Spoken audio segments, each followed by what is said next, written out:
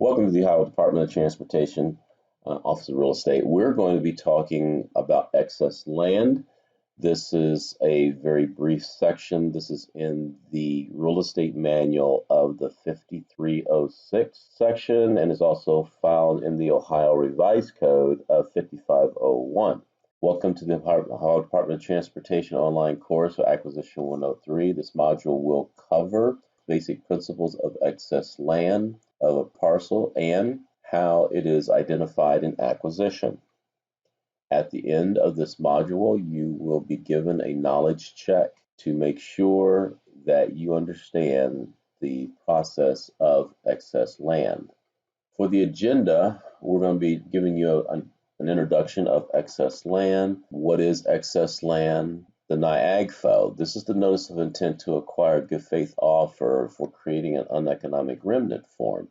This is how the excess land is brought into play when dealing with acquisition, and then how excess land parcels are identified, and then the options with excess land.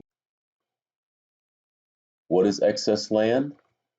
Excess land is property that is owned by ODOT outside the highway right-of-way and not needed for a highway project. As the land is not needed for the project, ODOT cannot exercise the power of eminent domain when purchasing the property.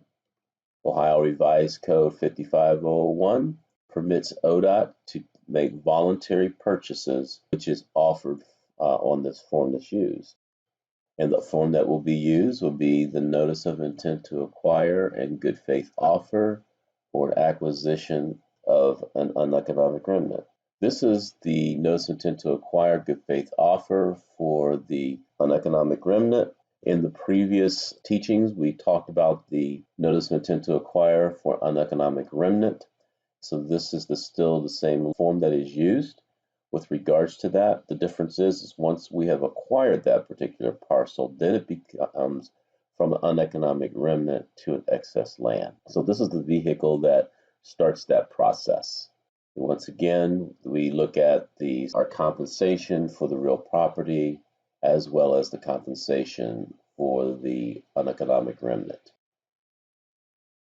How excess land parcels are identified? We have what is the plan designers use as these designators. You have what is known as the E, the ER, and the EL. So the designator for the E, for example, you would see it as a 10E.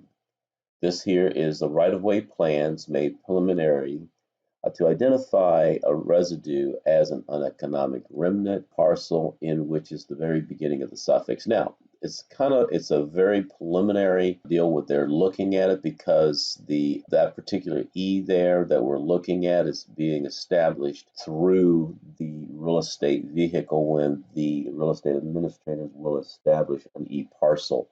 However, sometimes you will see that as a preliminary identifier on a set of plans. The ER designator, once the property owner agrees to sell the remnant to ODOT, your plan is updated and is changing the parcel E to the ER. So once we've acquired that parcel that is identified as an E, and once we have an agreement and a new legal description now encompasses the entire property owner has agreed to sell the property to ODOT, then what happens is that it changes from an E to an ER. Please note that ODOT will own the property at that time as an uneconomic remnant, and of course, it's going to be outside of the corridor of that project. ODOT has options with this excess land, and the options are once ODOT owns the land outside of the highway corridor, ODOT has three different types of disposals. We have the normal disposal, we have an auction, we have a sealed bid, and then use the ODOT land exchange to offset the cost of the parcel, or otherwise known as a land swap. Property management manual will give guidance on each one of those particular functions because they have their own various types of rules and procedures that need to be followed within those disposal guidelines. And now it's time for knowledge check.